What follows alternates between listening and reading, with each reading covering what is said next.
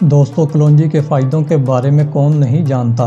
شاید ہی کوئی شخص ایسا ہو جو کلونجی سے ہونے والے فائدوں کے بارے میں نہ جانتا ہو۔ کلونجی ہمارے لیے بہت ہی زیادہ فائدہ مند ہوتی ہے، لیکن آج کی اس ویڈیو میں ہم آپ کو کلونجی تیل سے ہونے والے فائدوں کے بارے میں بتائیں گے اور یہ بھی بتائیں گے کہ آپ نے کلونجی کا تیل کب، کیسے اور کتنی مقدار میں استعمال کرنا ہے۔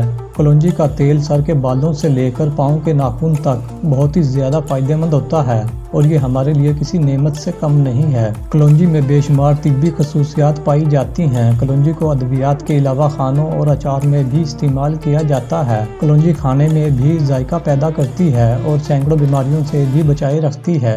نبی اکرم صلی اللہ علیہ وآلہ وسلم کا ارشاد ہے، کلونجی استعمال کیا کرو کیونکہ اس میں موت کے سوا ہر بیماری کے لیے شفا ہے۔ دوستو، کلونجی کا تیل ان لوگوں کے لیے بہت ہی زیادہ فائدہ مند ہوتا ہے جنہیں دل سے جڑی بیماریاں ہوں، ہائی بلڈ پریشر کی پرابلم ہو، شوگر کی بیماری ہو، دمہ ہو، کھانسی ہو، جسم میں درد رہتا ہو، جوڑوں میں درد رہتا ہو، گٹھیا کی بیماری ہو، یورک ایسڈ بڑھا ہوا ہو، گردوں کی بیماری ہو، مردانہ کمزوری ہو، بال جھڑ رہے ہوں یا کمزور ہوں، موٹاپا ہو، دماغی کمزوری ہو، چہرے پر دانے ہوں، چہرے پر داغ دھبے ہوں، قبض ہو، بواسیر ہو، بدہضمی ہو، لیکوریا ہو، کلونجی کا تیل بہت ہی مفید ثابت ہوتا ہے۔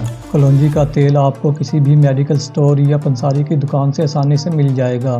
آپ نے روزانہ اس کا 1 چمچ استعمال کرنا ہے۔ صبح خالی پیٹ 1 چمچ کلونجی کا تیل پی کر اوپر سے 1 گلاس نیم گرم پانی پی لیں، یا پھر انار کا جوس، سیب کا جوس اور سنترے کا جوس۔ ان تینوں جوس میں سے کسی بھی ایک جوس میں 1 چمچ کلونجی کا تیل ملا کر پی لیا کریں۔